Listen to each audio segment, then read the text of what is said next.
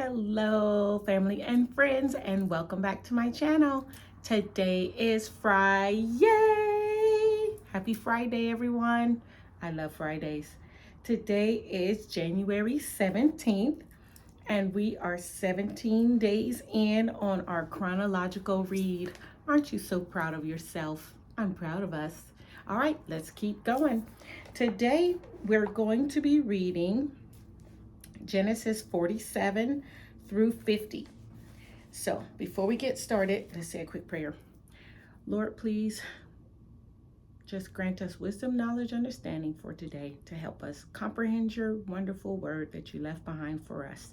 In Jesus' name, amen. All right, friends, let's do a quick review. So yesterday we learned that Jacob and Joseph were reunited, and the Pharaoh blessed the reunion because Pharaoh could have been like, I don't want all those crazy Hebrews in my palace because us Egyptians, we're the business, and those Hebrews are out there in the field. So Pharaoh welcomed his family, I'm sure, because Joseph literally saved the land and the whole kingdom of Egypt. So it's like, why wouldn't he? But nevertheless, he did, and that's a good thing. So Pharaoh sent with Joseph, they sent all the goods, wagons, and all these things to help Jacob or Israel and all his family trek down to Egypt in the land of Goshen, where they will settle. So that's a good thing, and to protect them from the years of famine. So let's go ahead and get started with today's reading. Starts us off at verse 47. Chapter 47, verse 28.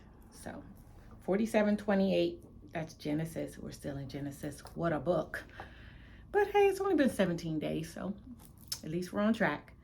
And Jacob lived in the land of Egypt 17 years. So the days of Jacob, the years of his life, were 147 years. Wow, 147 years. And when the time drew near that Israel must die, he called his son Joseph and said to him, If now I have found favor in your sight, put your hand under my thigh and promise to deal kindly and truly with me. Do not bury me in Egypt, but let me lie with my fathers. Carry me out of Egypt and bury me in the burying place. He answered, I will do as you have said. And he said, Swear to me. And he swore to him. Then Israel bowed himself upon the head of his bed. So Jacob, once he got there, and you remember Jacob is Israel, same person, so which is Joseph's dad. So once they moved from Canaan to Goshen, closer to Egypt, Jacob lived 70 years. Jacob lived in the land of Egypt 17 years. I thought that said 70. 17 years. Okay. So in total, he lived 147 years. Wow, the longevity. That's awesome. All right. Chapter 48, verse 1. After this, Joseph was told, Behold, your father is ill.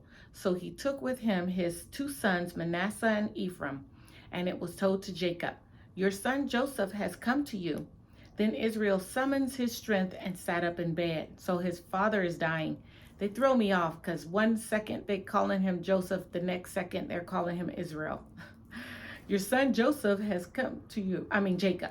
Jacob, and then Israel. Oh, yee. Well, thank God it's Friday. Then Israel summoned his strength and sat up in bed. And Jacob said to Joseph, see, they did it again. He called him Jacob. It's not just me. God Almighty appeared to me at Luz in the land of Canaan and blessed me and said to me, Behold, I will make you fruitful and multiply you, and I will make you of a company of people and will give you this land to your offspring after you have an everlasting possession. And now your two sons who were born to you in the land of Egypt before I came to you in Egypt are mine. Ephraim and Manasseh shall be mine, as Reuben and Simeon are. And the children that you fathered after them shall be yours. They shall be called by the name of their brothers in their inheritance.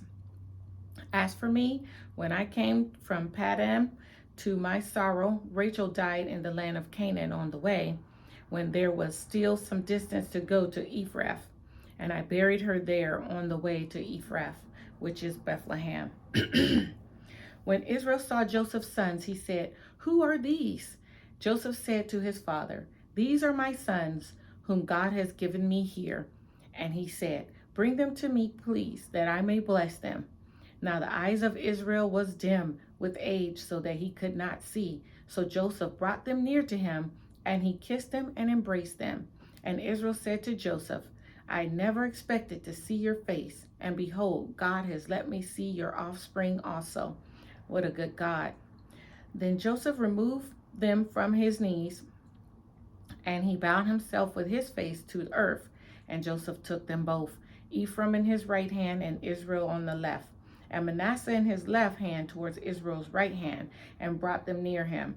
And Israel stretched out his right hand and laid it on his head of Ephraim, who was the younger, and this left hand on the head of Manasseh, crossing his hands. Manasseh was the firstborn, and he blessed Joseph and said, "The God before whom my fathers Abraham and Isaac walked, the God who has been my shepherd all my life, to this day, the angel who has redeemed me from all evil, bless the boys, and in them let my name be carried on, and the name of my fathers Abraham and Isaac, and let them grow into a multitude in the midst of the earth." So let me just pause real quick, because I want to make sure I don't forget this thought. So Joseph's father, Israel, Jacob, is blessing Joseph's two sons that he had in Egypt. And Joseph and Jacob telling him, he's going to be the same as mine. So he's blessing them, basically saying that those boys aren't his grandkids, but his sons, so that they have the same inheritance that his other sons have, the promise of Abraham and the God of Isaac and Jacob. So he wants to cover his two Egyptian sons under the covenant of Abraham. So that's what's happening here, I believe. All right. Okay, so where was I? Verse 17. Thank you. When Joseph saw that his father laid his right hand on the head of Ephraim, it displeased him, and he took his father's hand to move it from Ephraim's head to Manasseh's head. And Joseph said to his father, "Not this way, my father, since this one is the firstborn, put your right hand on his head." But his father refused and said, "I know, my son, I know. He also shall become a people, and also shall be great. Nevertheless, his younger brother shall be greater than he, and his offspring shall become a multitude of nations." So he blessed them that day, saying, "By you Israel will pronounce blessings, saying, God make you as Ephraim and as Manasseh." Thus he put Ephraim before Manasseh. Then Israel said to Joseph, "Behold, I am about to die, but God be with you and will bring you again to the land of your fathers. Moreover, I have given to you, rather than to your brother, one mountain slope that I took from the land of the Amorites with my sword and with my bow."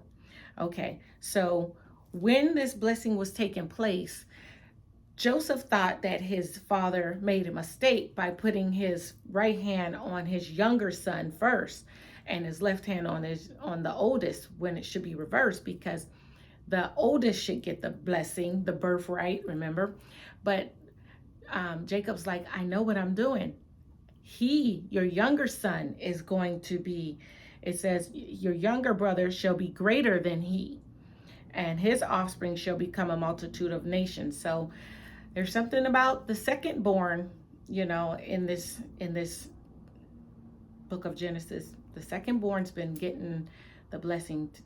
Okay, that's all I'm gonna say, because I'm like in the understanding of it. So I'm not gonna even elaborate on that and mess it up anymore. All right, so let me just reread this little bit where it said, verse 22, "Moreover, I have given to you, rather than to your brothers, one mountain slope that I took from the hand of the Amorites with my sword and my bow." So he put Ephraim before Manasseh, that God will give you. Okay. He gave him a mountain slope. Oh, how do you give somebody a mountain slope? Hey, I don't know stuff. I'm just reading the Bible. All right, Genesis 49. Jacob blesses his sons. Then Jacob called his sons and said, "Gather yourselves together, that I may tell you what shall happen to you in days to come. Assemble and listen, O sons of Jacob. Listen to Israel your father. Reuben, you are my firstborn, my might, and the first fruits of my strength, preeminent in dignity and preeminent in power. Unstable as water, you shall not have preeminence, because you went up to your father's bed, then you defiled it. He went up to my couch." I was searching this morning in the genealogy to see if I could figure out what Jacob was referring to. So in verse 4, he was blessing Reuben, his firstborn, from Leah, the one he never loved, remember? But he's saying, you're strong and you have dignity and power, but you're unstable and you defiled because you went up to your father's bed. I wonder if Reuben slept with one of his father's concubines. And I was trying to go back and find it this morning. I couldn't find it.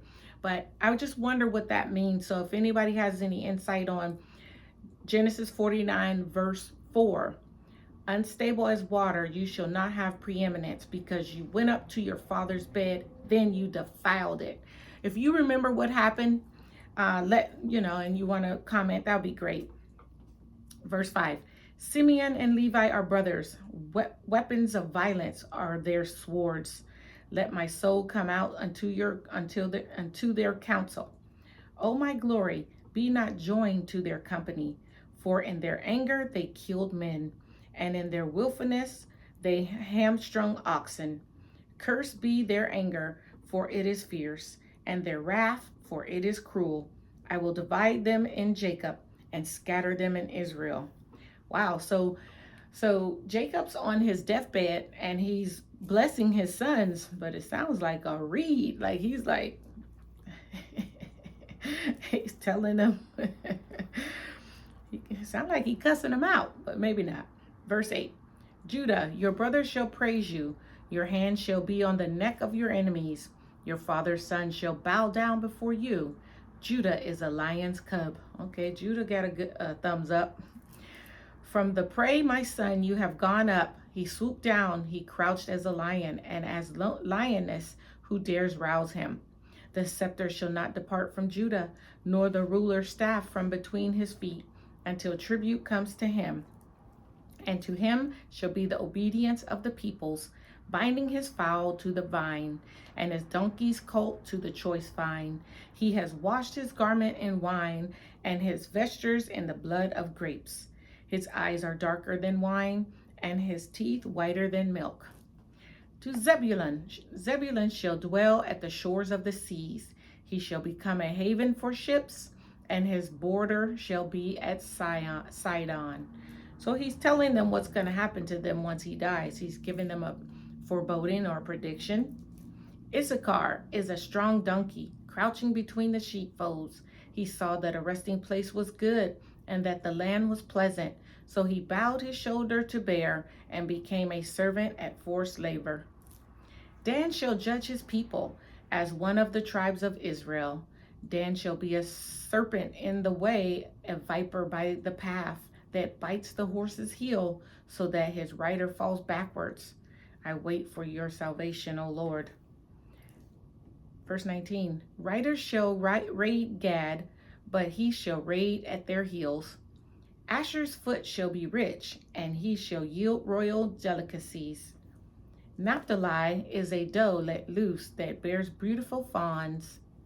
Joseph is a fruitful bow by a spring. His branches run over the wall. The archers bitterly attacked him, shot at him, and harassed him severely, yet his bow remained unmoved. His arms were made agile by the hands of the mighty one of Jacob. From there is the shepherd, the stone of Israel. By the God of your father who will help you, by the Almighty who will bless you with blessings of heaven above, blessings of the deep that crouches beneath, blessings of the beast and of the womb, the blessings of your father are mighty beyond the blessings of my parents, up to the bounties of the everlasting hills.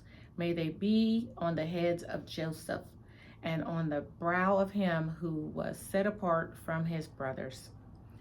Benjamin is a ravenous wolf, in the morning devouring the prey, and at evening dividing the spoil.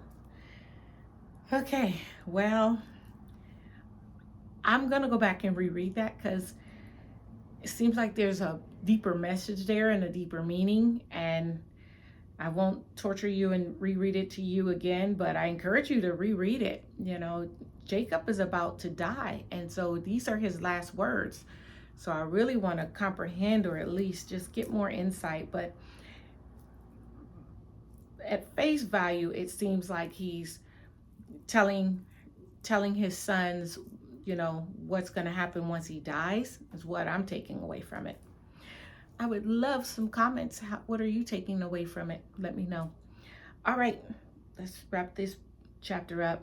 Verse 28, Jacob's death and burial. All these are the 12 tribes of Israel. This is what their father said to them as he blessed them, blessing each with the blessing suitable to them. Then he commanded them and said to them, I am to be gathered to my people. Bury me with my fathers in the cave that is in the field of Ephron the Hittite, in the cave that is in the field of Malpak, to the east of Mamre, in the land of Canaan, which Abraham bought with the field from Ephron the Hittite to possess as a burying place. There they buried Abraham and Sarah his wife. There they buried Isaac and Rebekah his wife. And there I buried Leah. The field and the cave that is in it were bought from the Hittites. When Jacob finished commanding his sons, he drew up his feet unto the bed and breathed his last and was gathered to his people. When I was reading it earlier, I really, what came to my mind just like in current times was just how important it is to perhaps have a last will and testament, and to, so that, you know, your family, your loved ones know what you want for them when you pass away. That's what this is. It's like his last will and testament, but he's verbally saying it. And what a blessing that is to be able to say all your last words and your last testaments before you go. And even if it's written in a will, like that's a good thing too. So I just thought real quick at, you know, when people die suddenly, you know, or unexpectedly, like he expected to die. He knew he was going to die. And so it's really easy to get your affairs in order when you know you're going to die. I mean, we know we all are going to die, but, you know, when you're 25 or 30 and 40, you don't just think you're going to die unless you're kind of like in some kind of terminal illness or something, perhaps. But the point I was making is what a blessing he got to have his last will and testament, and how important it is for us to have a will so that our loved ones know what we want when we die. All right. Last reading. Okay. Genesis 50. It skips us to, oh, that's not a skip. We're just on Genesis 50. Okay, verse 1. Then Joseph fell on his father's face and wept over him and kissed him. And Joseph commanded his servants, the physicians, to embalm his father. So the physicians embalmed Israel. 40 days were required for it, for that is how many are required for embalming. And the Egyptians wept for him 70 days. And the Egyptians wept for him 70 days. So remember, Jacob only lived in Egypt 17 years, and now all the Egyptians are weeping for him. So they, you know, I'm sure they know, love, and respect their Pharaoh, but I also believe that they have a godly reverence in some sort for Jacob, as evidenced by them weeping for 70 days. That's a long time to weep. All right, verse 4. And when the days of weeping were past, Joseph spoke to the household of Pharaoh, saying, If now I have found favor in your eyes, please speak in my ear, in the ears of Pharaoh, saying, my father made me swear, saying, I am about to die. In my tomb that I hewn out for myself in the land of Canaan, there shall you bury me. Now therefore let me please go up and bury my father, then I will return. And Pharaoh answered, go up and bury your father as he made you swear. So Joseph went up to bury his father. With him went all the servants of Pharaoh, the elders of his household, and all the elders of the land of Egypt, as well as the household of Joseph, his brothers, and his father's household. Only their children, their flocks, and their herds were left behind in the land of Goshen. Wow, now that's a caravan. It said, so Pharaoh blessed him and said, go bury your father because you know what your father wants. So that's wonderful that he allowed Joseph to honor his covenant with his dad, how he was going to bury him. But he said, all the elders of his household went, the servants of Pharaoh. So with him went up all the servants of Pharaoh. So Pharaoh said, all y'all go. So all the servants, all the elders of the land of Egypt, and all of Joseph's household, his brothers, his fathers. Wow. I'm just picturing this major caravan of people. That's pretty amazing. All right, verse 9. And there went up with him both chariots and horsemen. It was a very great company. When they came to the threshing floor of Atad, which is beyond the Jordan, they lamented there with a very great and grievous lamentation, and he made a mourning for his father 7 days. When the inhabitants of the land, the Canaanites, saw the mourning on the threshing floor of Atad, they said, this is a grievous mourning by the Egyptians. Therefore, a place was named Abel's Miriam. It is beyond the Jordan.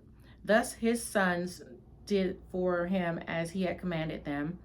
For his sons carried him to the land of Canaan and buried him in the cave of the field of Malpak, to the east of Mamre, which Abraham bought with the field from Ephron the Hittite to possess as a burying place.